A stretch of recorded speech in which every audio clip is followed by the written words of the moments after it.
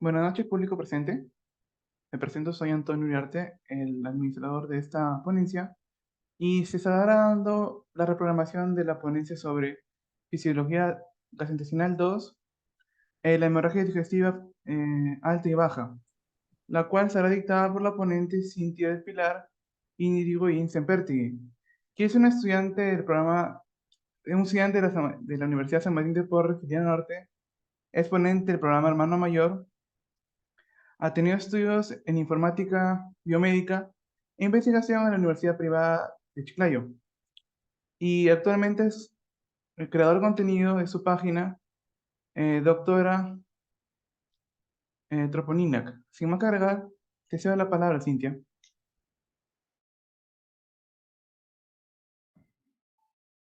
Chicos, ¿qué tal? Buenas noches. ¿Sí me pueden escuchar? Te escucho claro. Ya.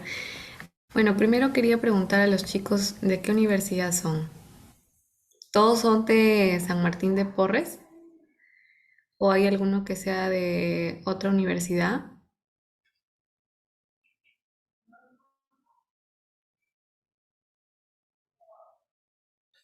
Lo pueden escribir por el chat, chicos. UCMP. ¿Todos son de la San Martín?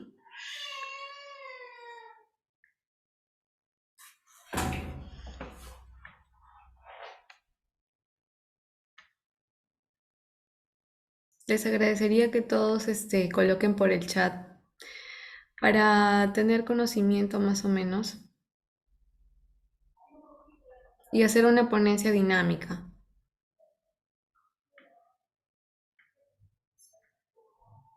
Allá, bienvenido, Abel.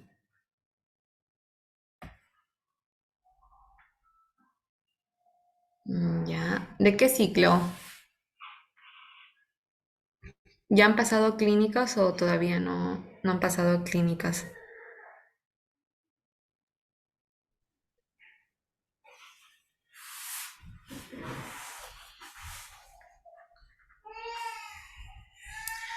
Cuarto año.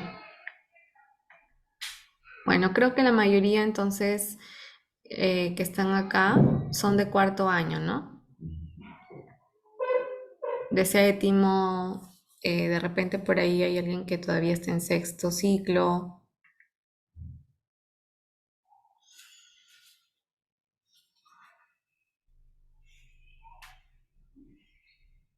No sean tímidos, chicos. Eh, Lo importante es que en esta no sea una ponencia más para ustedes, sino que se lleven el día de hoy algo y cuando ustedes estén frente a un paciente que pueda presentar el síndrome que vamos a ver el día de hoy, que es hemorragia digestiva alta y baja, ustedes no tengan dificultad porque en realidad este síndrome es muy preguntado en exámenes y también pues es muy frecuente encontrarnos con clínica de este síndrome en diversos pacientes. Es un tema sencillo, pero que sí hay que tener conocimiento ciertos términos. Entonces el día de hoy, eh, bueno, les voy a invitar que se queden hasta el final para que al final pueda compartirles yo un pequeño resumen de este tema. Es un resumen enfocado a exámenes de internado, ENAN, en este caso los que vivimos en Perú. No sé cómo será en caso de otros países. Y está bastante resumido con conceptos claves, dinámico y sobre todo que no quede en una memoria a corto plazo, sino que sean conceptos claves que nos permitan a nosotros no solamente estudiar para un examen, sino también para la vida como estudiantes y como futuros médicos. Entonces, con esta introducción, si alguien también tiene alguna acotación o alguna pregunta, lo puede hacer al final para no perder la hilación, con mucho respeto. Igual recuerden que acá estamos todos para aprender y mi objetivo para esta clase es que pues se lleven conceptos claves de este síndrome y podamos identificar cuando estamos frente a un paciente con este síndrome que vamos a revisar. Entonces, sin más preámbulos, vamos a empezar. Es un tema corto, pero con bastante contenido, por así decirlo. No sé si es que si se pueden pasar las diapositivas. Sí, se puede ver. Ya.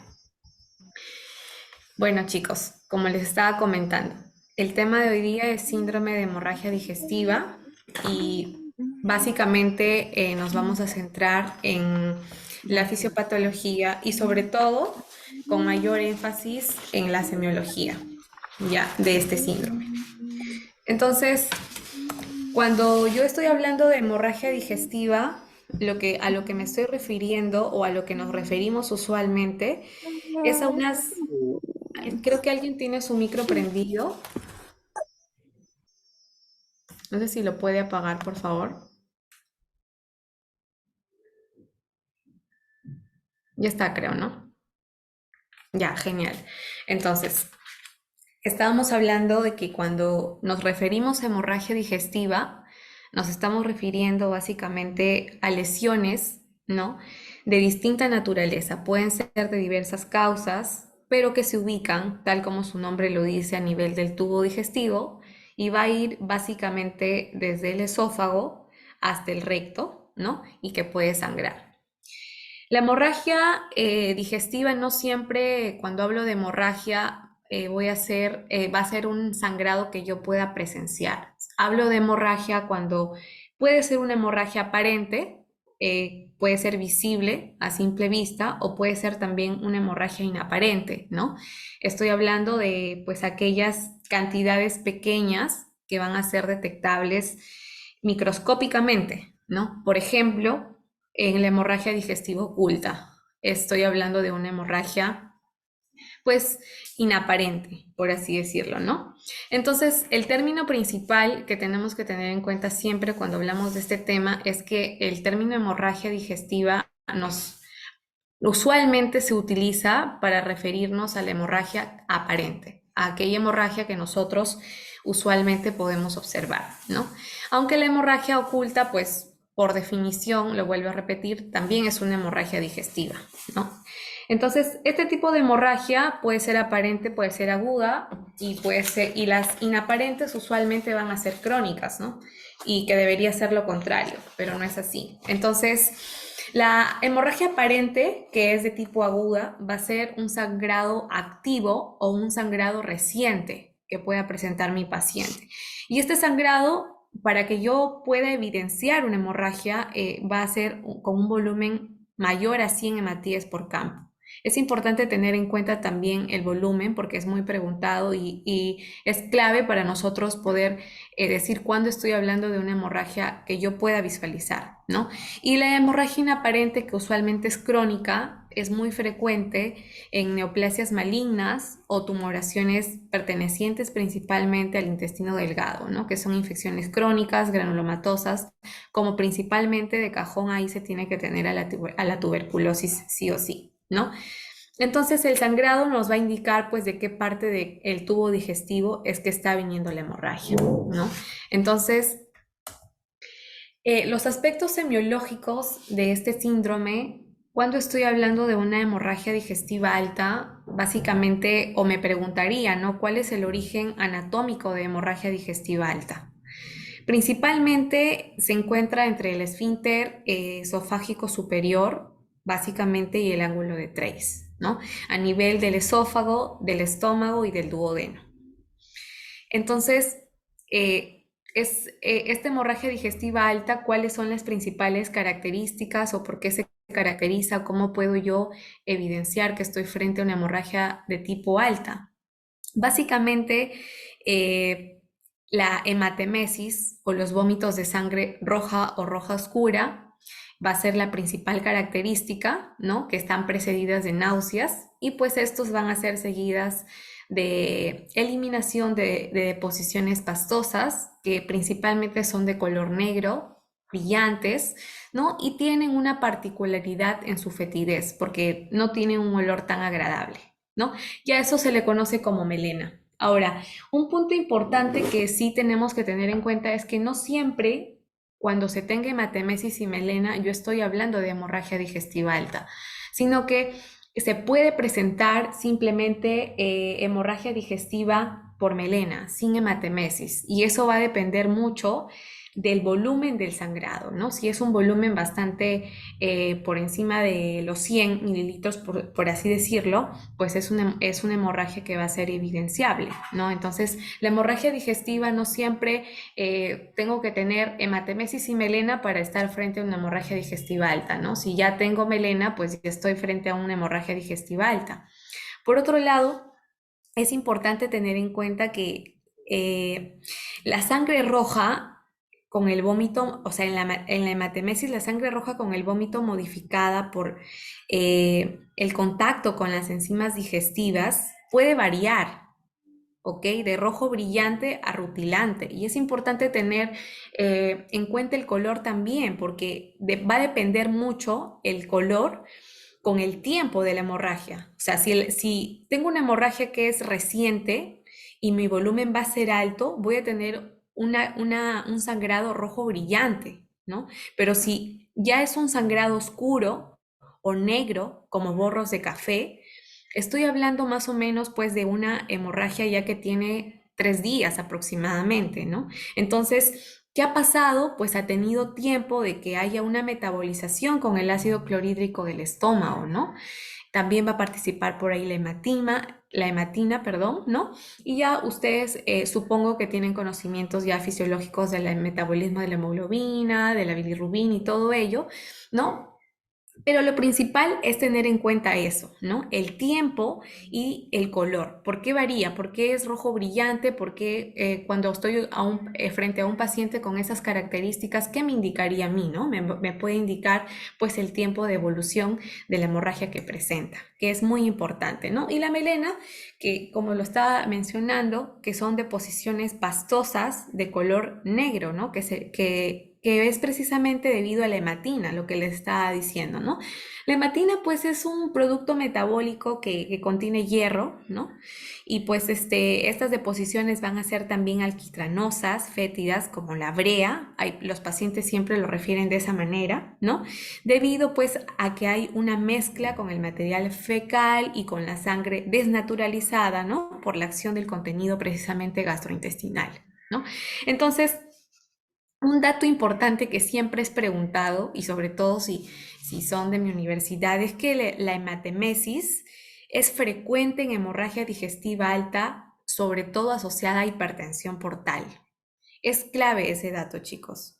Es decir, que se asocia con roturas de varices esofágicas principalmente y hepatopatías crónicas, ¿no? Entonces, por otro lado, tenemos a la hemorragia digestiva baja. Cuando estoy hablando de una hemorragia digestiva baja, ¿dónde se ubica? Se ubica en básicamente distal al ángulo de Treis del canal anal, ¿no? Entonces, también va a tener sus características. Y acá, al igual que la hemorragia digestiva alta, van a ser dos principales características, que es la hematoquesia y es la rectorragia, ¿no? La hematoquesia, cuando estoy hablando de hematoquesia, cuando hay unas deposiciones con sangre roja fresca, vinosa, ya no roja rutilante, sino una sangre rojiza, vinosa, oscura, que puede o no mezclarse con las heces, pues, ¿no? Y básicamente el origen de estas heces, el origen del sangrado va a ser precisamente del colon sigmoides o descendente, ya que va a estar asociado principalmente, anoten eso porque eso sí te van a preguntar, estudies en Perú, estudies donde sea, que está asociada a la diverticulosis de colon, ¿no? Como estaba mencionando anteriormente un dato clave, que la hematemesis está frecuente en hemorragia digestiva alta, se asocia a hipertensión portal, ¿no? Es decir, a varices esofágicas y hepatopatías crónicas. En el caso de la hematoquesia se va a asociar a diverticulosis de colon. ¿Y por qué es importante conocer esto? Porque cuando viene un paciente con esa clínica, tú en la anamnesis vas a tener que pues resaltar cuáles son sus factores de riesgo y así tú puedas llegar a tus diagnósticos sindrómicos principales, secundarios y principales posteriormente para que puedas llegar a tu diagnóstico definitivo. Y es clave tener esos conceptos claves. La rectorragia, cuando estoy hablando de rectorragia, cuando hay una sangre roja rutilante, pero de forma aislada o junto a las heces en relación a patologías pueden ser anales, como por ejemplo hemorroides, o de origen colónico, ¿no? Como la enfermedad pues diverticular que precisamente no ha tenido tiempo de metabolizarse, ¿no? Es importante tener estos aspectos semiológicos que parecen sencillos, pero que son claves para este síndrome, chicos. Si yo sé por qué se caracteriza este tipo de hemorragia, yo ya fácilmente voy a poder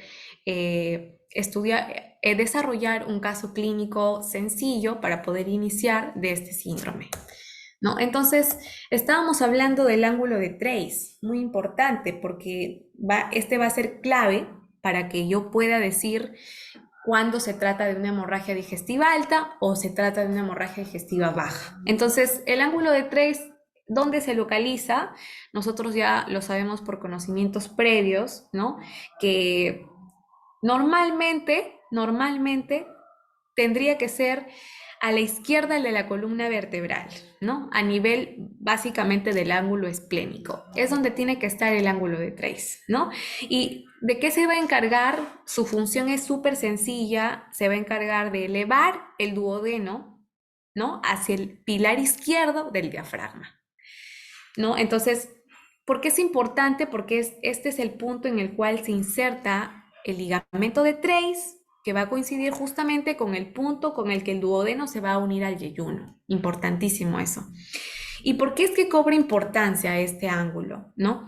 Porque va a ser clave al momento de que yo pueda definir si una lesión se está originando en el sistema digestivo superior o en el sistema digestivo inferior, ¿no? Entonces ahí, como ustedes pueden ver, la hematemesis, que estoy hablando de los vómitos precisamente, o sea, ¿qué factores yo me puedo preguntar, ¿no? O sea, ¿qué factores son los que van a determinar que mi paciente presente hematemesis, ¿no? Y básicamente es sencillo, el volumen del sangrado, ¿no?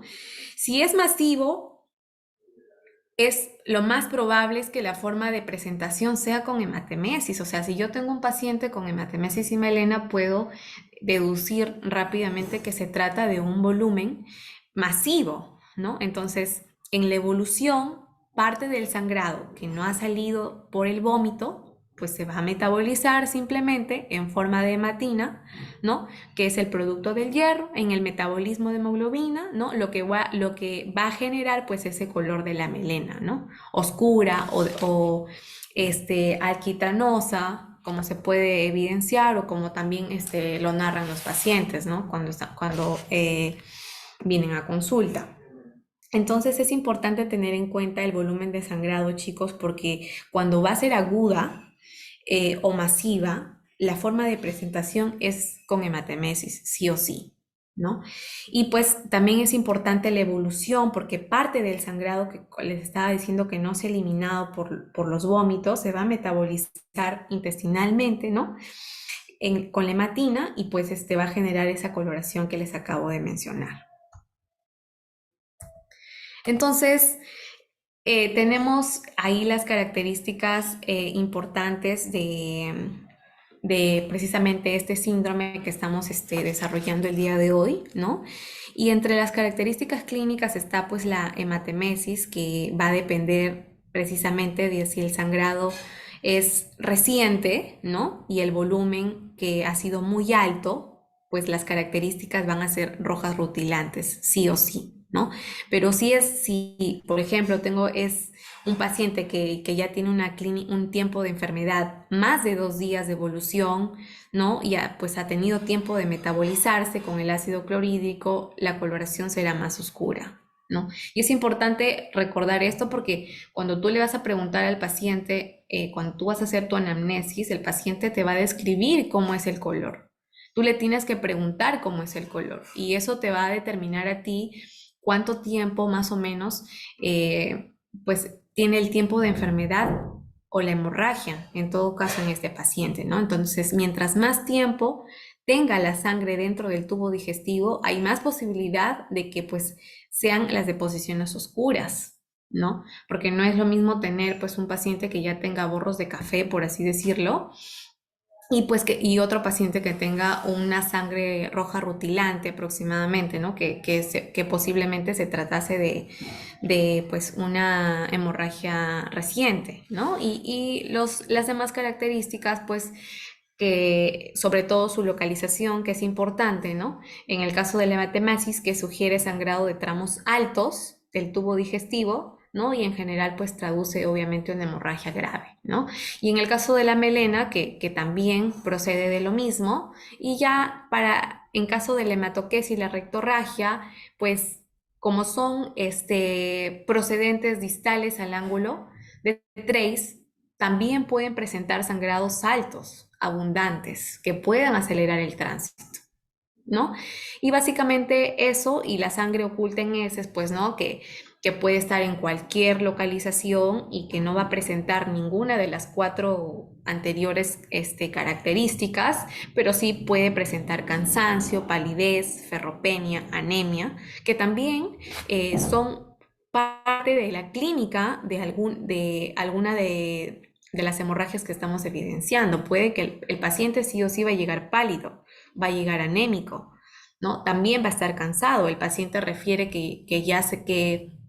Y una de las diferencias grandes, ¿no? Del cansancio, por así decirlo, cuando se trata por este síndrome es que el paciente te dice que cuando está caminando se cansa, pero cuando se sienta como que cede al reposo, ¿no? Pero si en caso, por ejemplo, fuera de otra patología cardíaca, por ejemplo, eso no cede, o sea, no cede el cansancio al reposo, y en este caso sí, ¿no? Entonces, es importante que nosotros tengamos en cuenta la semiología general de la hemorragia digestiva, ¿no? Porque va a ser clave para mi diagnóstico, obviamente, ¿no? Y lo primero siempre son los antecedentes y las comorbilidades, ¿no? En todo síndrome, creo yo, ¿no? Y en este caso, para la hemorragia, pues la muy común, que lo vamos a ver más adelante, la úlcera péptida, ¿no? El reflujo gastroesofágico y la patología hemorroidal, ¿no? En caso pues de hemorragia digestiva baja, como lo mencioné al inicio. Y también los factores de riesgo, ¿no? Preguntar qué tipo de hábitos tiene el paciente, si pues ha fumado, ¿no? Por cuánto tiempo. Y ojo, que hay que tener en cuenta que en el caso del tabaquismo, si te dice, bueno, he fumado hace como 10 años, pues no es un factor de riesgo que yo tenga que tener en cuenta porque tiene que pasar más o menos un año, si no me equivoco, no sé si es que estoy en lo correcto. Eh, si alguien tiene concepto, otro conocimiento previo, igual lo puede escribir por el chat, pero si mal no recuerdo, un doctor de mi rotación nos señaló que cuando una persona ha dejado de fumar por más de un año, pues ya no se le considera un factor de riesgo, ¿no? En el caso del alcoholismo también, ¿no? Y pues también puede estar asociada a medicamentos, ¿no? Y muy común son los AINES, como lo vamos a ver más adelante también, ¿no? La evolución del sangrado también es importante, ¿no? Para yo poder saber si se trata de un sangrado agudo o se trata de un sangrado crónico, ¿no? La visibilidad, si es que es aparente o inaparente, las características, ¿no? Pero comúnmente, pues, depende del tipo de hemorragia que sea, pues van a tener características aparentes, ¿no? A menos que sea, pues, oculta, que tenga otro tipo que se pueda localizar, tenga otro tipo de localización, no precisamente tiene que ser en el ángulo de Trace, ¿no? O distal a este ángulo, o que se ubique en el esófago, estómago o duodeno, sino puede ser en cualquier parte su localización. Y principalmente tener estas tres características sí o sí semiológicas en la hemorragia digestiva, que es el color de la sangre, el volumen y el origen. Porque teniendo estos tres conceptos, yo voy a poder tener ya un diagnóstico definitivo, ¿no? Entonces, el color de la sangre, ¿qué tipo de colores es? ¿Es rojo brillante, rojo rutilante, rojo oscura, vinosa o es negra, ¿no?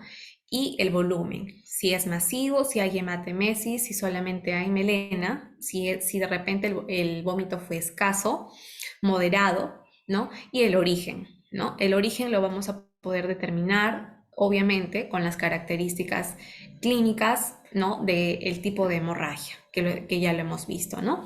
Y los síntomas concomitantes también importantes, como las náuseas, los vómitos, las arcadas, ¿no? Que son muy recurrentes en hemorragia digestiva alta. La diarrea también, el dolor abdominal, que obviamente todos los pacientes no lo van a presentar, pero dos al menos lo van a presentar sí o sí de los síntomas concomitantes, ¿no?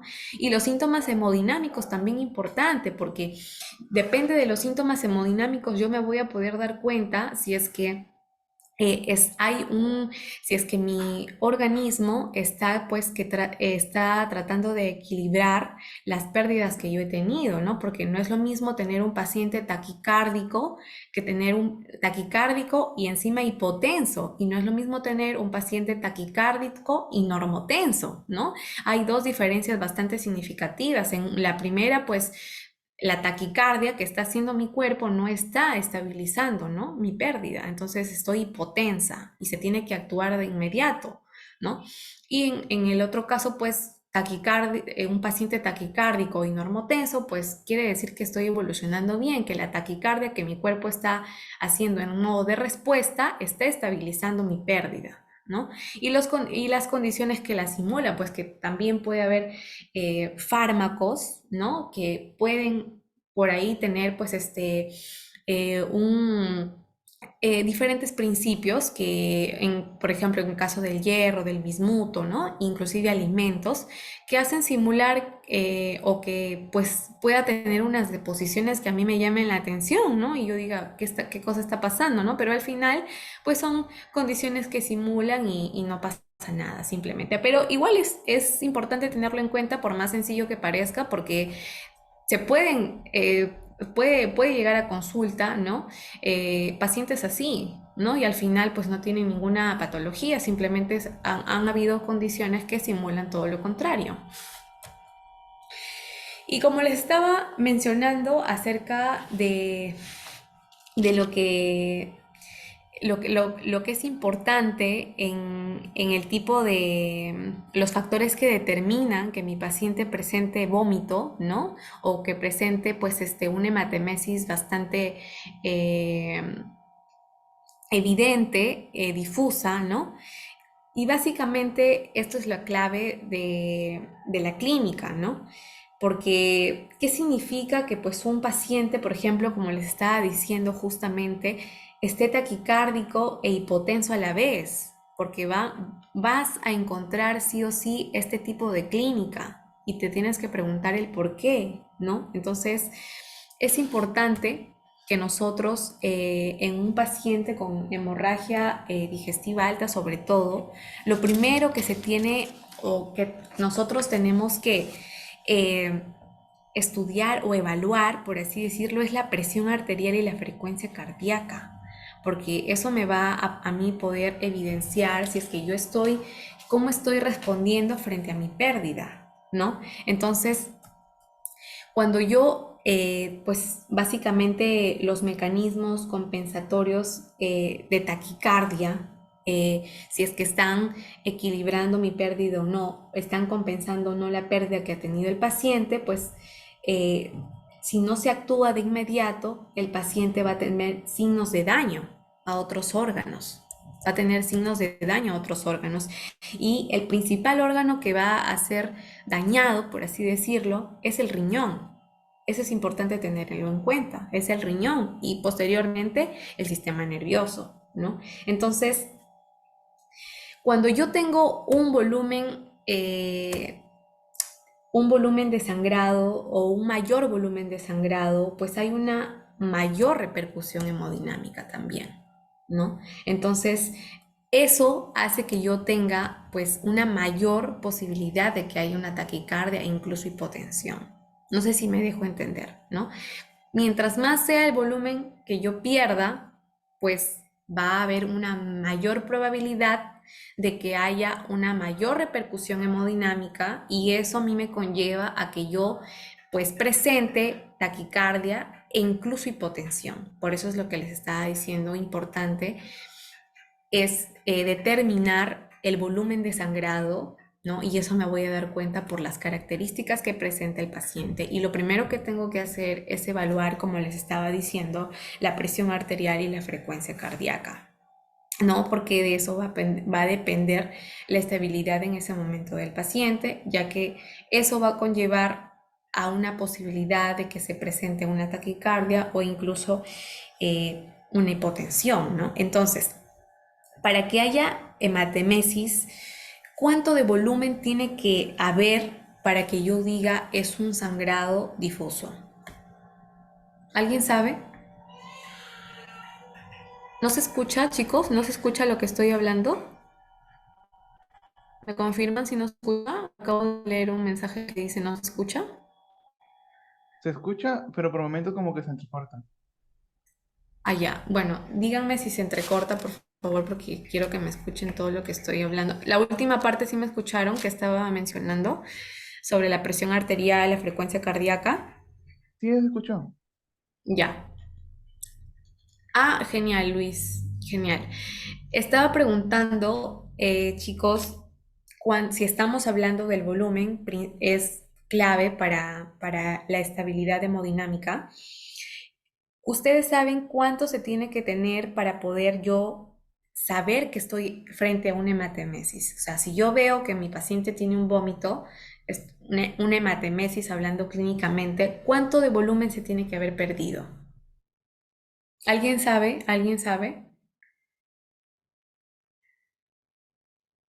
Bueno, cuando yo estoy, no se olviden de esto, cuando yo estoy frente a una hematemesis, estoy pues frente a un volumen mayor de 500 mililitros. Si yo veo que mi paciente tiene eso es porque está perdiendo esa cantidad. Y para que un paciente presente melena, tiene que existir menor de 500 mililitros. Ese es un dato clave que tienen que acordarse, porque también les van a preguntar, no sé si sea en su caso, pero en mi rotación en medicina interna, que precisamente tuve la oportunidad de ver un paciente con la clínica tal cual de un paciente con hemorragia digestiva alta, es importantísimo el volumen porque te van a preguntar, o sea, cuánto es la pérdida para que tú o sea, para que tú infieras que se trata pues de una pérdida masiva, ¿no? Y estamos hablando de un volumen mayor de 500 mililitros para que haya hematemesis y de un paciente que presente melena pues tenga un volumen menor a 100 a 500 mililitros, ¿no? Y es importante también acá rescatar, antes de que me olvide, que en la hematemesis el sangrado más rojo va a corresponder a menor contacto con el contenido gastrointestinal, ¿no? Y por ende presentación aguda, obviamente.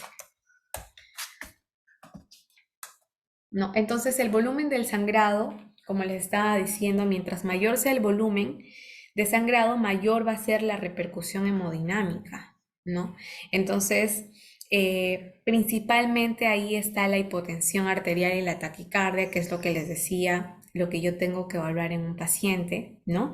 Y pues los signos y síntomas que van a estar relacionados siempre a este tipo de síndrome, chicos, siempre va a ser el síncope, siempre va a ser la diaforesis, siempre va a ser signos de bajo gasto cardíaco y malestar general de por sí, ¿no? Y ahí está lo que les decía, la hematemesis más de 500 mililitros y la melena menos de 500 mililitros, ¿no? Y es importante ten- eh, tenerlo bien claro el volumen porque depende de la pérdida de sangre, del porcentaje de la pérdida de sangre, es que se va a dar la clínica, ¿no? No es lo mismo estar frente a un paciente que tenga una pérdida de sangre por debajo del 15%, que pues tener un paciente que esté por encima del 40%, ¿no? Inclusive en un paciente con esas variables, en el primero voy a tener, ustedes lo pueden ver ahí en ese cuadrito bastante específico, que, por ejemplo, en el caso de mi presión arterial, que es clave, va a estar normal, o sea, va a ser un paciente normotenso. Pero ya cuando estoy hablando de más de 40%, ¿no?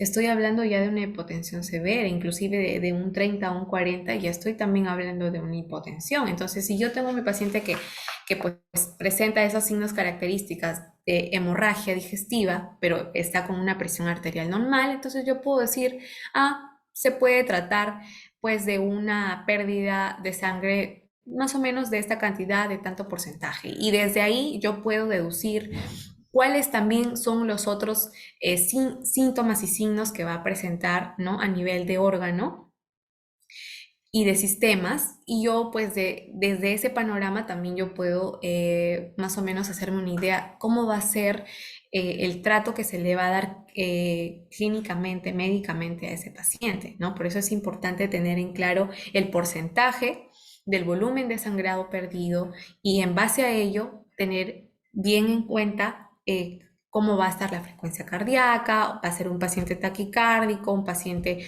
normotenso, hipotenso, cómo va a estar su relleno capilar, ¿no? Su frecuencia respiratoria, cómo va a estar su diuresis, importantísimo también, así como el nivel de conciencia, porque yo les hablaba de que cuando no se actúa con rapidez, el primer órgano que empieza a dañarse es el riñón, ¿no? Para posteriormente el sistema nervioso, ¿no? Ya, por ejemplo, vemos que en un paciente con una pérdida mayor al 40%, estamos hablando de un paciente ya estuporoso, ¿no? Entonces, es importante que no nos olvidemos de eso. Por otro lado, el aspecto macroscópico del sangrado también. Es importante porque en la hematemesis el sangrado más rojo corresponde a menor contacto con el contenido gastrointestinal y por ende va a tener una presentación aguda, ¿no? Y pues la melena va a ser la sumatoria, por así decirlo, ¿no? De la hemoglobina más el ácido clorhídrico más el metabolismo de bacterias y la hematina, pues, ¿no? ¿Y por qué lo he subrayado? Porque es preguntado. Es preguntado no solamente en universidad, también en varios exámenes he visto que siempre ese concepto es clave tenerlo en cuenta, ¿no? El peristaltismo va a ser un factor determinante en este tipo de síndrome. Y básicamente en un paciente con peristaltismo intestinal incrementado o aumentado, la posibilidad de que un sangrado alto se presente como melena es poco probable, es poco probable. Y podía presentarse como hematoquesia, ¿no? Entonces, el volumen de sangrado asociado o no a un peristaltismo aumentado podrían condicionar a la presencia de rectorragia inclusive, ¿no? Entonces, tengo características principales de hemorragia digestiva baja. Ahora, no les voy a hablar de bueno, me gustaría poder hablar de cada una de las causas de hemorragia digestiva alta, pero sería pues alargar la hora de la ponencia y el objetivo de esta es, como les dije al inicio, que ustedes se lleven al menos conceptos claves de este síndrome y no sea una ponencia más de las que ustedes vean y lleven y pues puedan fácilmente desarrollar un caso clínico, ¿no? De este síndrome que es muy preguntado y que sí o sí lo van a ver en su rotación, chicos. Entonces, lo que tengo que tener en las causas de hemorragia digestiva alta, ¿por qué lo tengo que tener muy presente? Porque cuando uno haga su anamnesis, tiene que preguntar al paciente cuáles son sus hábitos, ¿no? De repente cuáles son sus antecedentes, ¿no? Entonces, eso a mí me va a indicar, me va a conllevar a tener una noción de frente a qué tipo de paciente estoy. Entonces, es clave conocer no todas las causas de hemorragia digestiva alta, porque es muy poco probable que llegue un paciente con aneurisma aórtico, por ejemplo, roto al esófago o estómago. Es muy poco probable, pero sí es muy probable que llegue un paciente que haya tenido una rotura de varices esofágicas, una úlcera gástrica y duodenal y una gastritis erosiva hemorrágica. Estas tres causas de hemorragia, apréndanselo de memoria, nunca se olviden porque es el 90% de las causas de hemorragia digestiva alta. Y van a estar muy asociadas porque puede ser que venga un paciente, por ejemplo, en mi caso, cuando yo vi, era un paciente que presentaba una úlcera gástrica asociado a AINES, por ejemplo, ¿no? Entonces, es clave la causa de hemorragia digestiva alta y estas tres, como les vuelvo a repetir una vez más, pues presentan el 90% de las causas de hemorragia digestiva alta, ¿no? Y bueno, otro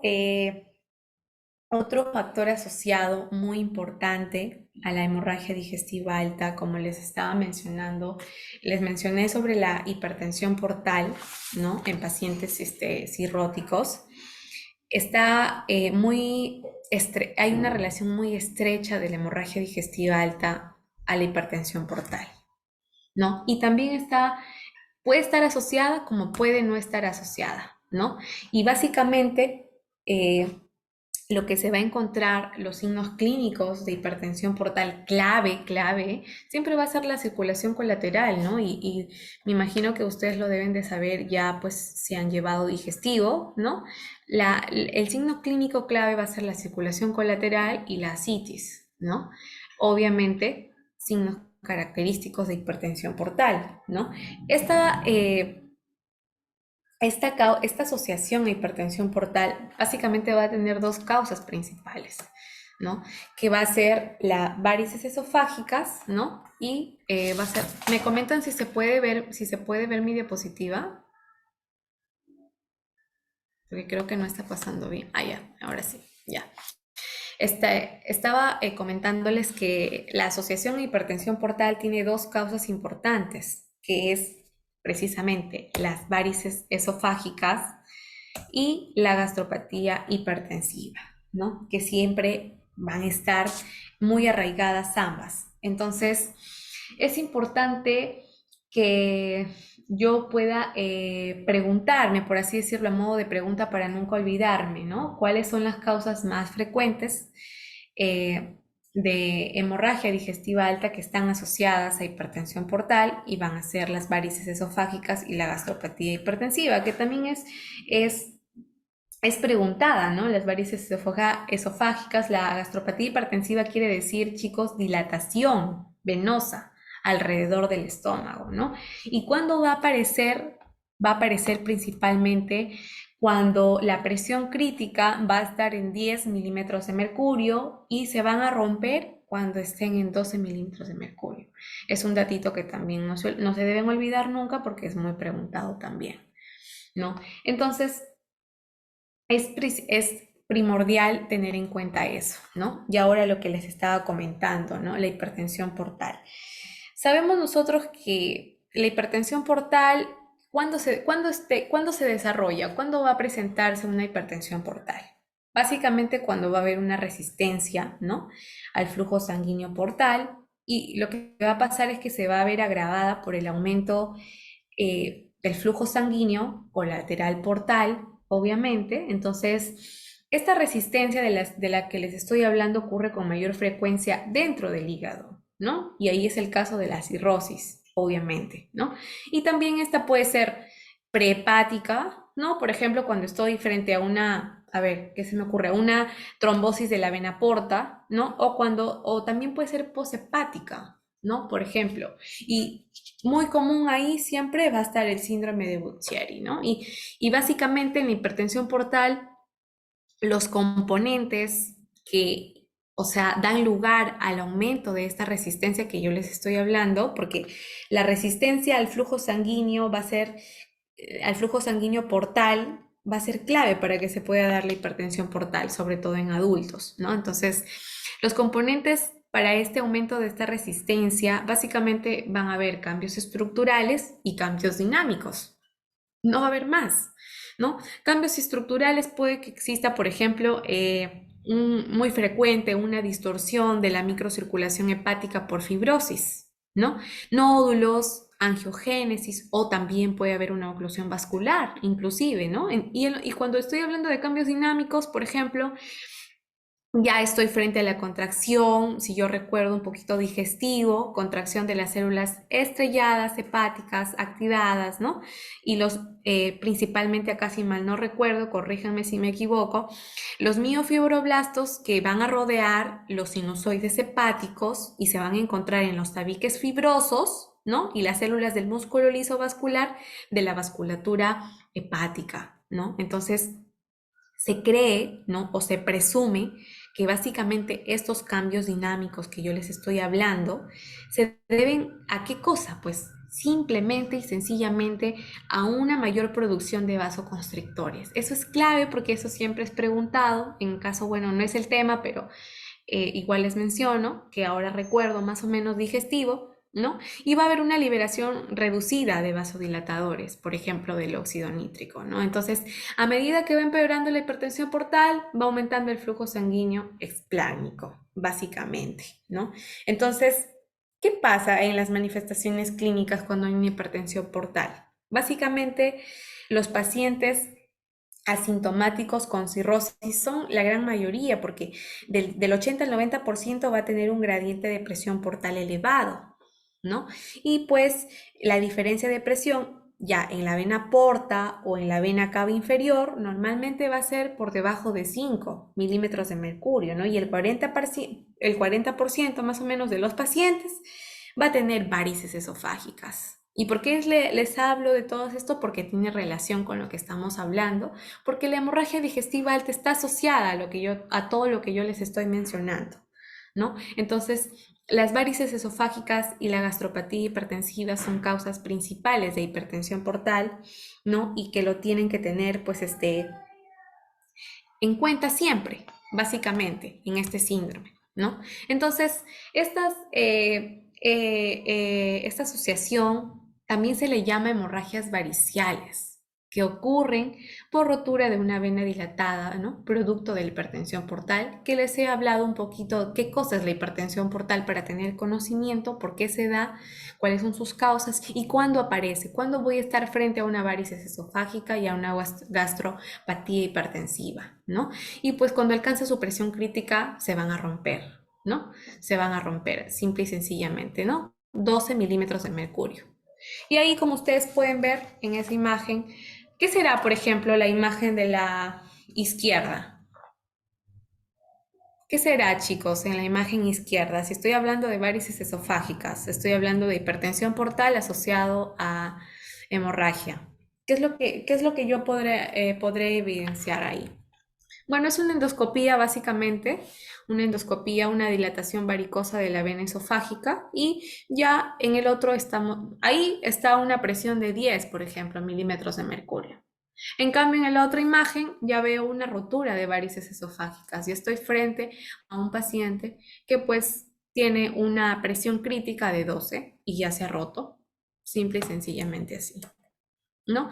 La hemorragia digestiva alta también no está asociada a hipertensión portal y esto va a depender mucho de su localización del sangrado, ¿no? Y esta localización básicamente se va a encontrar ¿dónde? En el esófago, en el estómago y en el duodeno, ¿no? Entonces, esa localización básicamente es importante esto que está acá, ¿no? Es importante esto, que el sangrado digestivo que no está asociado a hipertensión portal, si ya vimos cuáles son las causas de la asociación, que eran las varices esofágicas, ¿no?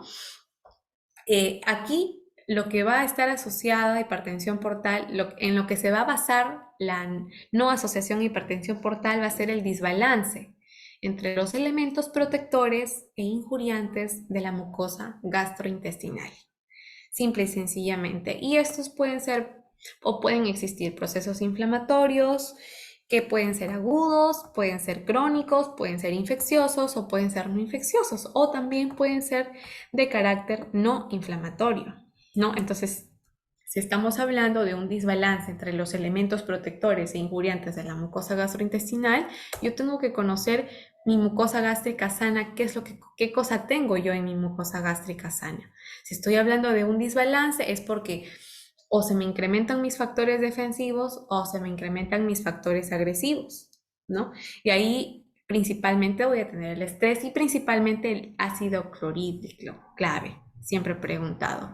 La pepsina también por ahí, entre otros, y en el caso de los factores defensivos, pues el flujo sanguíneo gástrico, la citoprotección, la motilidad antropilodorudena, que son las tres de cada uno, tanto de factores agresivos como defensivos, son los más importantes y son pues aquellos que particularmente siempre o uno se van a incrementar, se van a reducir y va a haber un desbalance, entonces estaría frente pues a un proceso, puede ser injuriante, ¿no? Puede ser un inflamatorio o puede ser también no inflamatorio, ¿no? Entonces, ¿cuáles son los factores que favorecen la producción del ácido clorhídrico? Que también es muy preguntado y básicamente vamos a tener acá a la gastrina, que es la más potente porque va a estimular directamente, esta va a estar directamente a la célula parietal, ¿no? Y lo he puesto tal cual porque las preguntas también son así, son objetivas, te ponen pues a veces inclusive un caso con bastante contenido, pero al final para que pues respondas respuestas sencillas, ¿no? Y este es el caso del factor que favorece la producción de ácido clorhídrico, que es la gastrina principalmente, y también en algunas características relevantes, algunos alimentos que están en la cavidad gástrica, ¿no? También por ahí la hipocloridria, ¿no? Y la estimulación vagal. Y por otro lado, tener en cuenta que también cuando hay un pH por debajo de 3 también va a estimular o va a favorecer a la producción de ácido clorhídrico que pues va a ocasionar precisamente un desbalance entre los elementos protectores e injuriantes de mi mucosa gastrointestinal, ¿no? Y por ahí también la colisociocinina, aunque no es tan relevante por así decirlo, pero igual es importante tenerlo en cuenta, ¿no? Y los factores que inhiben, ¿no? Si ya tengo acá los factores que me producen, ¿cuáles son los factores que me inhiben? Y vamos a tener acá, sí, de cajón importantísimo, la somatostatina, ¿no? ¿Por qué? Porque básicamente lo que va a hacer es inhibir la liberación de la gastrina, ¿no? Por la célula G y directamente la célula parietal. Pero ya basta con saber que la somatostatina inhibe la producción de ácido clorhídrico, pues uno está feliz, ¿no?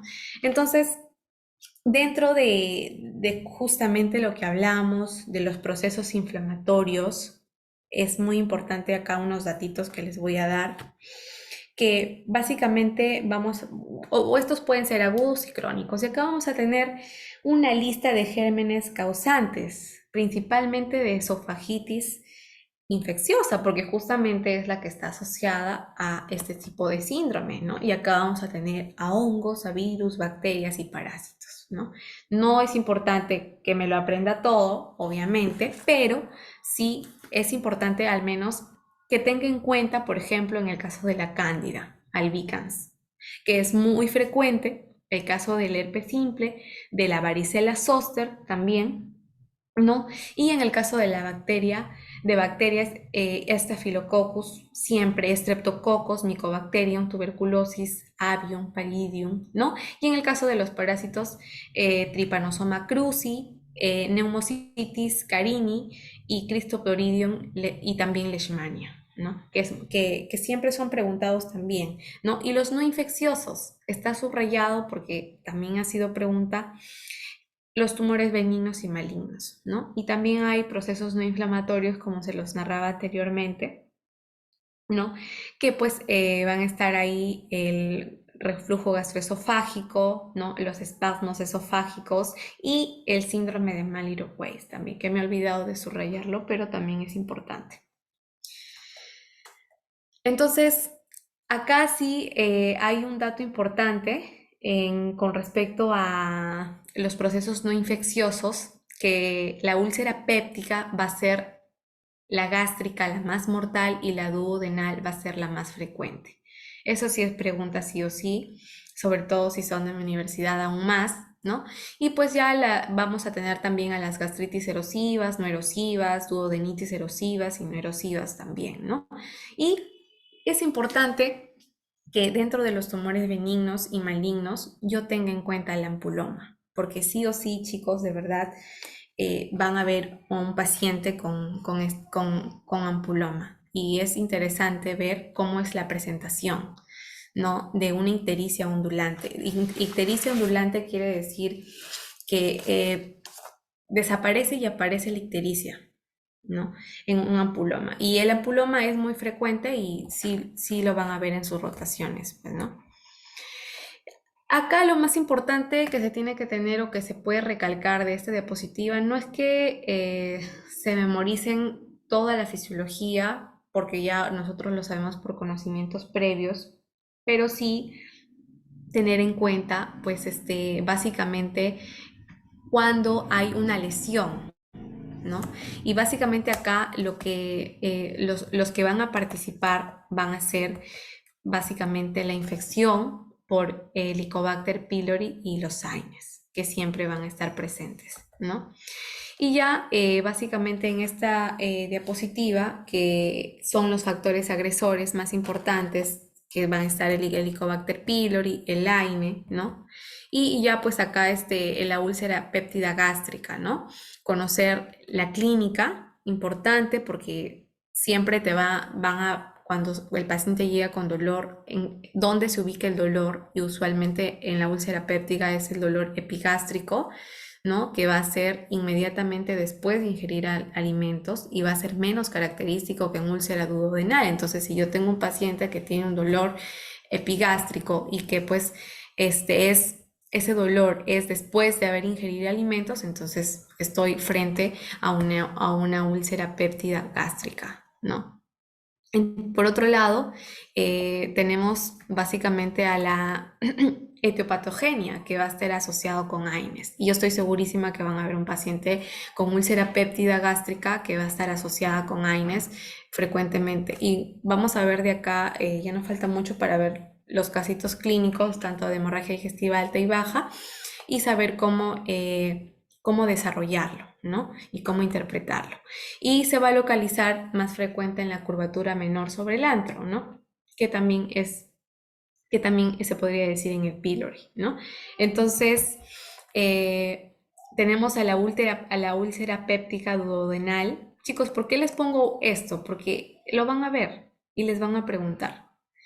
Así que no lo dejen, les aconsejo que no lo dejen pasar desapercibido, porque esto es algo que lo van a tener que recordar para toda su vida. Y es muy frecuente en este tipo de síndrome. Lo van a ver y está súper resumido. Entonces no lo dejen pasar por desapercibido. La úlcera péptica duodenal, básicamente el 95% está en la primera porción del duodeno. Y la etiopatogenia, pues, es por causa del Helicobacter pylori en la mayoría de los pacientes, ¿no? Casi el 95%.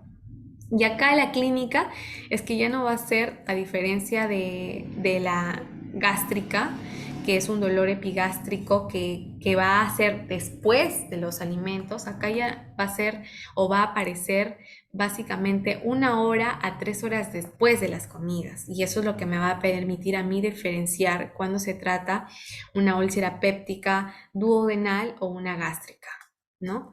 Ese es importante la clínica, y ante un cambio en las características del dolor, pues sospechar de una úlcera complicada, ¿no? Y ahí lo que vemos es el ampuloma. Ahí lo que se puede ver es el ampuloma, que es una neoplasia maligna muy frecuente de la ampolla de Vater o conocido como ampuloma, ¿no? Básicamente, chicos, este va a tener un crecimiento intraluminal, intestinal, que va a generar un síndrome ictérico colestásico, ¿no? Y ante su crecimiento, este se va a lesionar, va a sangrar, ¿no? Presentándose más tarde, pues, con melenas, ¿no? Entonces, frente a un paciente con historia de ictericia progresiva, que desaparece al mismo tiempo que aparecen las melenas, ojo, es importante que se acuerden de eso. Paciente que tiene historia de ictericia progresiva, que va a desaparecer al mismo tiempo que aparecen las melenas, debe pensarse o debemos pensar inmediatamente en ampuloma o un tumor periambular. Ese es un dato clave para este tipo de tumor frecuente y que lo vamos a ver y que también nos van a preguntar. Entonces, el síndrome de hemorragia digestiva alta, los signos y síntomas que integran son estos. Son principalmente 7. Lo tengo que aprender, lo tengo que tener en cuenta y fácilmente puedo desarrollar mi caso clínico, que es la hematemesis, la melena, los vómitos en pozos de café. El paciente te dice que es como ese café cuando uno, como el café pasado, así te dice el paciente, que sus vómitos son igualitos, pero se le conoce como emborro de café. Palidez, taquicardia, disnea y astenia, ¿no? Que son los signos frecuentes. Y acá tenemos un caso para que ustedes lo vean, lo revisen, para que es un paciente, es el paciente que yo tuve la oportunidad de poder ver en el hospital, ¿no? En mi rotación en medicina interna. Y básicamente era un paciente joven de 24 años sin comorbilidades de interés que acude a urgencia refiriendo dolor abdominal epigástrica de moderada intensidad con un carácter urente asociado a vómitos de contenido sanguinolento en volumen aproximado de 100 cc y refiere que hace 5 días viene consumiendo naproxeno por tobillo dislocado, ¿no? O también pueden haber pacientes que tengan dolores en las articulaciones, pueden ser artrósicos, artródicos. Entonces, recuerdo que a un paciente le habían recetado por un mes AINES, imagínense, un mes tomar AINES. No sé cómo el paciente ha resistido tanto y era una persona de 65 años. Y encima también inyectables, ¿no? Y obviamente le había dado una hemorragia digestiva alta por AINES, pues, ¿no? Y es importante también ahí tener en cuenta sus signos vitales, ¿no? Su presión, la frecuencia cardíaca, la frecuencia respiratoria, saturación de oxígeno, ¿no? Cómo es el murmullo vesicular en ambos campos pulmonares, pasa bien, no pasa bien, ¿no? Si hay soplos taquicárdicos o no, los ruidos hidroaéreos, ¿cómo están? ¿Están aumentados? ¿Están disminuidos? ¿Hay dolor a la palpación profunda? ¿No hay dolor a la palpación profunda? ¿Es un paciente despierto? ¿Está un paciente orientado en persona, espacio y tiempo? Sí, no. ¿Cómo están sus pieles, sus mucosas? Todo lo que uno hace en un examen rápido regional, ¿no? Y general, ¿no? ¿Está pálido? ¿No está pálido? ¿Cómo es la palidez? ¿No? ¿Está generalizada? ¿No está generalizada? ¿Hay ictericia? ¿No hay ictericia? ¿Qué grado de ictericia hay? ¿Solamente están en las escleras, en el paladar blando, paladar duro? ¿O solamente, o de repente inclusive también vi un paciente con ampuloma que tenía una ictericia de 18, chicos, imagínense, o sea, era un paciente que tenía, que estaba, parecía un Simpson, literalmente. Era muy interesante ver ese tipo de paciente y tenía la particularidad que llegaba, ya la ictericia llegaba casi hasta sus pies, ¿no? Y lo más interesante era poder ver de cerca su historia de ictericia, ¿no? Que es lo que les decía anteriormente. En este caso, el paciente tenía una ictericia que desaparecía al mismo tiempo que aparecían las melenas. Entonces, cómo es importante tener en cuenta datos claves para poder saber frente a qué tipo de paciente estoy. Entonces, cuando se tiene un caso clínico, porque nosotros en medicina todo es caso clínico, lo que se tiene que hacer principalmente es ver, ¿no? Los signos y síntomas más relevantes que presenta mi paciente, ¿no? Después ver cuáles son los factores de riesgo, cuáles son los antecedentes que presenta y para posteriormente yo tener mi diagnóstico sindrómico y mi impresión diagnóstica, ¿no? Al final, que es el caso de este paciente, ¿no? Para no demorarnos un poquito más, los signos y síntomas más característicos que presentan son los vómitos, es la hematemesis, la palidez generalizada, 3 cruces, y la taquicardia, ¿no? Y el factor de riesgo, pues acá es los AINES, no hay otra más, porque no tiene comorbilidades de interés, ¿no? Y lo único es que refiere que hace días ha venido consumiendo naproxeno por tobillo dislocado, ¿no? Entonces, mi factor de riesgo principalmente es eso, mi consumo de AINES y mi diagnóstico sindrómico, una hemorragia digestiva alta, hay vómitos, hay hematemesis, o puede ser también una anemia, porque hay palidez, hay taquicardia, ¿no? Y mi impresión diagnóstica, pues una hemorragia digestiva alta, ¿no? Que puede estar secundaria a una úlcera duodenal o una gastritis erosiva también, ¿no? Y ahí es clave eso porque ¿y por qué es que lo pongo? Porque no es porque se me ocurra, sino porque son las causas, principales con las que se asocia este síndrome, ¿no? O puede también ser una anemia por pérdidas, ¿no?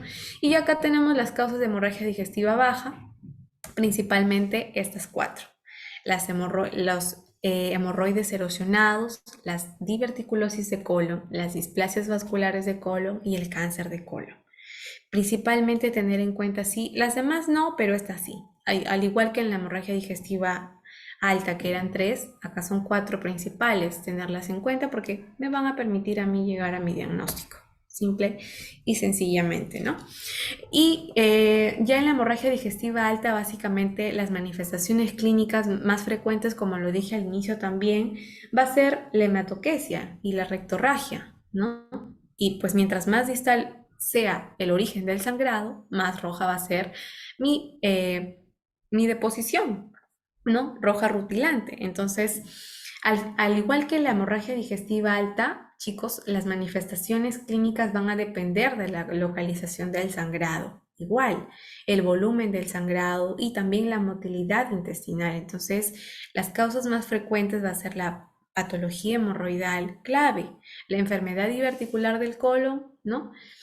Y principalmente lo que les estaba diciendo, las displasias vasculares de colon, ¿no? Y el cáncer de colon también, la neoplasia de colon, ¿no? Entonces, ¿cuáles son las causas de rectorragia? Otra vez, hemorroides, fisura anal, úlcera recta solitaria y proctitis, ¿no? Cuando hay una rectorragia con dolor, pues estoy frente a hemorroides externas. Y cuando estoy frente a hemorroides internas, simplemente va a ser una rectorragia sin dolor. Así sencillamente, ¿no? Y ya en el abordaje del diagnóstico de la hematoquesia, también es importante nuevamente las causas de hematoquesia, ¿no? Porque cómo voy a poder saber cuál es el origen, ¿no? O la causa de la hematoquesia sin saber las causas, ¿no? Entonces, pueden ser anatómicas, vasculares, ¿no? Pueden ser inflamatorias o pueden ser neoplásicas, ¿no? Puede ser anatómica, siempre la diverticulosis, obviamente, ¿no? Puede ser vasculares, puede estar frente a una isquemia, ¿no? Puede estar frente a una angiodisplasia también, o inflamatoria, o una enfermedad inflamatoria intestinal, fácilmente, ¿no? Y en caso de las neoplasias, pues un pólipo o un cáncer, principalmente eso, ¿no? Entonces, ya para pasar un poquito la epidemiología, para tener conocimiento, básicamente va a aumentar la prevalencia de la diverticulosis, va a depender de la edad y va a aumentar de menos del 20% a los 40 años, a los 60 años, al 60% a los 60 años, ¿no? Y básicamente acá las naciones occidentales e industriales tienen tasas de prevalencia del 5 al 45%. Aproximadamente, chicos, el 95% de pacientes con divertículos tienen en el colon, lo van a presentar en el colon sigmoides. Y está subrayado porque recuerdo que pues me preguntaron también, ¿no? Entonces, los divertículos se limitan al colon sigmoides en el 65% de los pacientes. Y pues otro tipo de porcentaje de pacientes, más o menos el 20%, afectan predominantemente al sigmoides, pero también van a estar por ahí presentes en otras partes del colon, ¿no? Y ya la hemorragia diverticular, básicamente los pacientes con diverticulosis, el sangrado ocurre aproximadamente del 5 al 15%, ¿no? Va a ser masivo en un tercio de estos pacientes y, importante, el colon derecho es la fuente de hemorragia diverticular colónica en el 50% al 90% de los pacientes. Y el factor predisponente acá va a ser siempre la pared del colon derecho, que va a ser más delgadita. Entonces, la diverticulitis ya va a haber una edad media de ingreso, básicamente, por diverticulitis a los 63 años, ¿no? Entonces, es importante estos datos de epidemiología, e inclusive ahí lo pueden ustedes googlear, buscar y leer un poquito de diverticulosis colónica y la enfermedad diverticular, ¿no? Para que puedan ver los factores de riesgo, la patogenia y demás, ¿no? Y en los factores de riesgo, básicamente es el bajo contenido de fibra, pues, ¿no? Y el alto contenido de grasa, carnes rojas principalmente, que se van a asociar con un mayor riesgo de enfermedad diverticular sintomática, ¿no?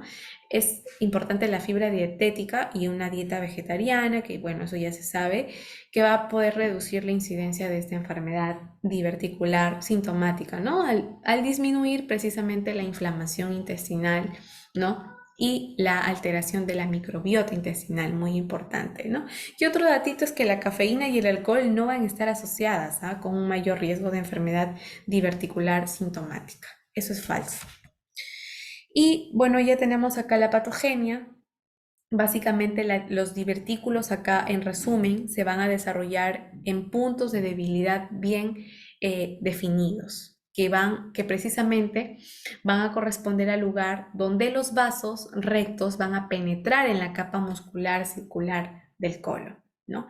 Y un divertículo colónico típico es un divertículo falso o de pulsión, que también se le conoce así, ¿no? Y básicamente ahí lo que se va a ver es que la mucosa y la submucosa se van a herniar. Y esto precisamente va a ser a través, pues, de su capa muscular, cubierta únicamente por la serosa, que eso ya nosotros ya lo sabemos, ¿no? Y el factor predisponente, obviamente, que va a ser la motilidad colónica, ¿no? Como ahí lo pueden ver, lo que acabo de mencionar, ¿no? Y ahí tenemos, pues, cuando es un divertículo verdadero y cuando estoy hablando de un pseudodivertículo, ¿no? Cuando hay una hernia en forma de saquito, ¿no? De toda la pared intestinal, como se puede ver en la primera imagen, ¿no? Y en la segunda ya no, pues en la segunda voy a tener una protuberancia solamente de la mucosa y de la submucosa, ¿no? Que se va a dar a través propiamente, ¿no? De la muscularis propia del colon, ¿no? Y ya para terminar, la ley de la place acá es clave, chicos, también esta ley, que se la aprendan, porque va a depender mucho esta ley, la tensión de la pared de un vaso, ¿no? Que básicamente, ¿qué cosa es la fuerza dentro de la pared del vaso, ¿no? Que va a tender a separar a las miofibrillas, ¿no? Si se opone a la distensión o se estira, que va a producir la sangre en su interior. Eso es todo, ¿no? Y si yo voy a tener, obviamente, una tensión de mi pared, ¿no? Que va a ser igual a mi presión intraluminal, ¿no? Por el radio, básicamente.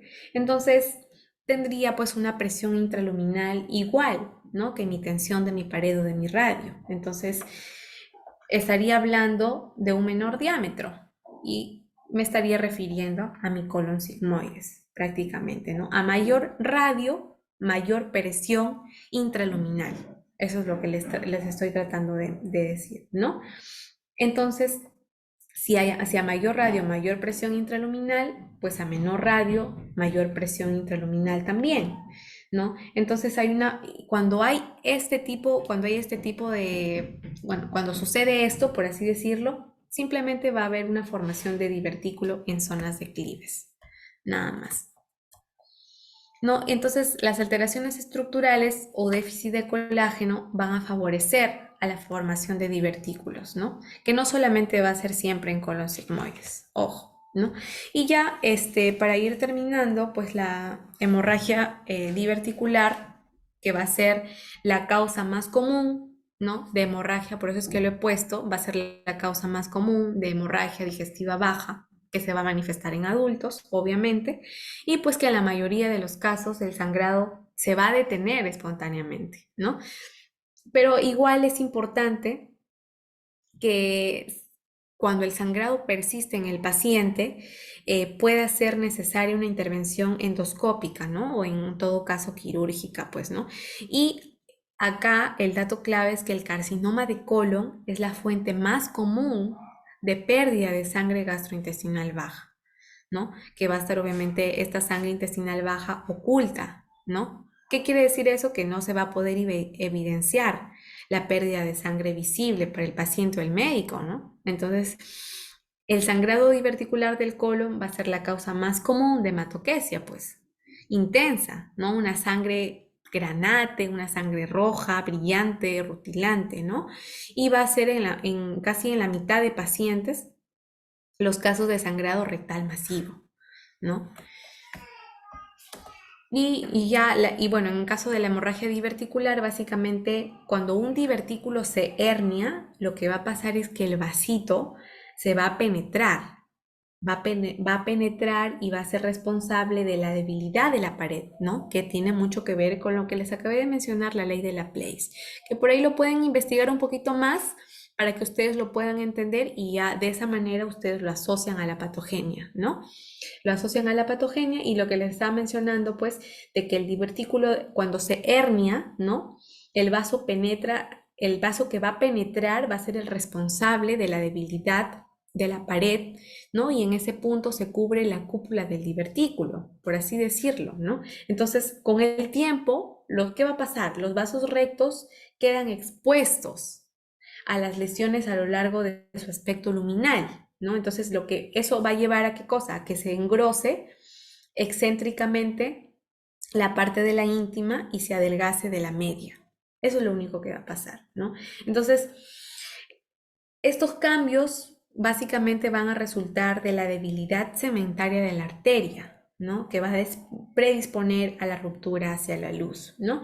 Y básicamente la hemorragia diverticular, pues ocurre en ausencia de diverticulitis. Ese es el dato clave aquí de esta diapositiva. Si ya ustedes se van con ese dato clave, me voy por bien servida, ¿no?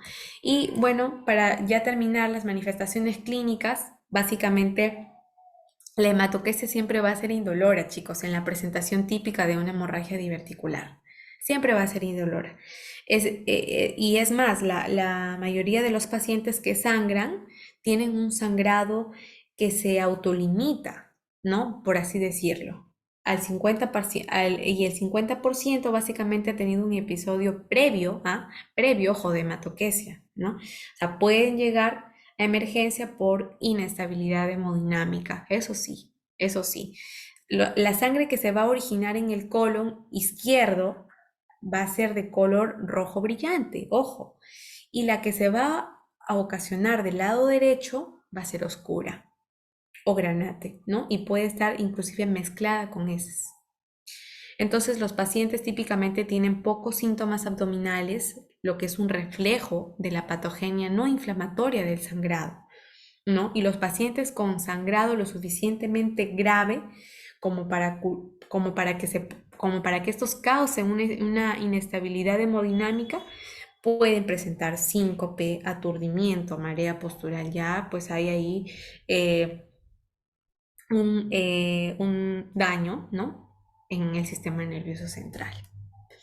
No, no en sí daño, pero ya se podría decir que puede progresar, ¿no? Puede progresar. Y bueno, sí, esa es la última diapositiva y ese es un casito, al igual que en hemorragia digestiva eh, alta. Este es un casito de hemorragia digestiva baja también, chicos, que lo he colocado también para que ustedes pues tengan o más o menos un ejemplo de cómo es que se presenta lo típico de un paciente con hemorragia digestiva baja, ¿no? Y en este caso, por ejemplo, es un paciente varón de 89 años con historia de diabetes mellitus tipo 2, hipertensión arterial, de 10 años de evolución, y es un casito más complejo, ¿no? Tratado con metformina, losartán, que va a acudir a urgencias refiriendo dolor abdominal en el hipogastrio asociado a deposiciones rojas vinosas. Ahí está, rojas vinosas en volumen aproximado ya de 400 cc, ¿no? Y pues los familiares lo traen por notarlo pálido, con tendencia al sueño, niega fiebre, ¿no? Toda una anamnesis bastante completa. Y pues es un paciente que está hipotenso. Miren, yo al inicio les estaba diciendo el volumen del sangrado. Es importante tener en cuenta el volumen del sangrado porque mientras yo tenga un mayor porcentaje de pérdida, voy a ser un paciente más inestable hemodinámicamente. Yo les hablé de la presión arterial, del volumen, de el volumen perdido, de la frecuencia cardíaca, si está taquicárdico, normotenso, taquicárdico. Este paciente en este caso está taquicárdico e hipotenso porque la pérdida que él está teniendo es bastante difusa, ¿no? Es un volumen aproximado de 400 cc, ¿no? También tiene una piel y una mucosa, está pálido, generalizado, ¿no? El murmullo vesicular en ambos campos pulmonares, dice, ¿no? Y está taquicárdico, pero sin embargo no hay soplos, ¿no? Ruidos hidroaéreos están aumentados en frecuencia 32. Ojo que los ruidos hidroaéreos usualmente hasta 30, si no me equivoco, corríjanme, no estoy del todo segura, pero creo que sí, es normal, hasta 30, ¿no? Pero no hay un peritostismo dolor a la palpación profunda en hipogastrio. Entonces, si no hay una palpación profunda en hipogastrio, bueno, no puede ser por una úlcera, tal vez, ¿no? No voy a pensar en eso. Pero si está somnoliento y no focaliza, ¿no? Entonces es importante revisar las pérdidas de volumen y cuáles van a ser las manifestaciones clínicas en base a mi pérdida, ¿no? Y ya acá, pues, para terminar, está los signos y síntomas característicos que presenta, ¿no? Que es la hematoquesia, la palidez, la taquicardia, la hipotensión arterial y la somnolencia, ¿no?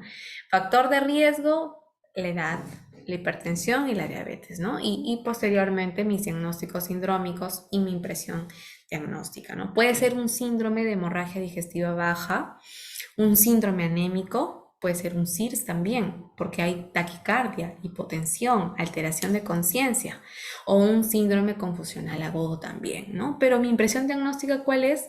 Pues un shock hipovolémico secundario a hemorragia digestiva baja, secundario a lo que les estaba hablando, enfermedad diverticular, hemorragia diverticular probable, porque con todo lo que hemos hablado es evidente, ¿no? O puede ser también una anemia por pérdidas, al igual que en el primer caso. Bueno, chicos, de verdad espero que les haya gustado y les sirva toda esta presentación. Yo les voy a pasar la presentación completa a todos los que se han quedado hasta el final. Eh, Nos hemos ido casi 1 hora y media y me alegra bastante que varias personas se hayan quedado hasta el final. Les voy a pasar también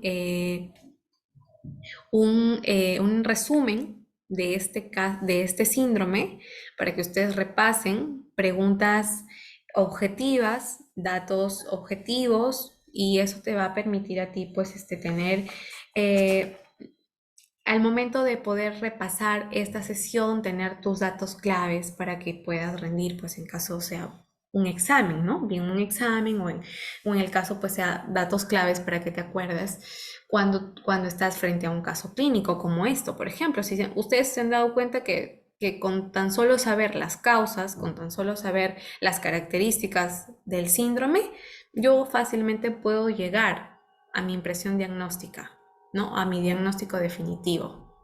Y también hacer buenos diagnósticos presuntivos, pues, ¿no? Bueno, chicos, eso ha sido todo. Yo les voy a dejar mi correo por acá por el chat para que ustedes me hablen por mi correo y yo les pueda reenviar a ese correo por el que ustedes me hablen y les envíe y les comparta un material súper bonito hecho por mí. Y también me pueden seguir en mi página de Instagram, que estoy como @doctora troponina c, y pues por ahí a veces también posteo pues algunas cosas interesantes en base a medicina, resúmenes y más, ¿no? Entonces, sin más preámbulos, yo les voy a dejar mi correo para que ustedes me hablen por ahí y podamos compartir información de o pues tal vez también de otros temas, si también deseen, ¿no? Y nada, chicos, muchas gracias por haberme escuchado y por haberse quedado hasta el final. La verdad, ha sido un poquito larga. Pensé que iba a ser un poquito de menos tiempo, pero he tratado de ser lo más específica posible.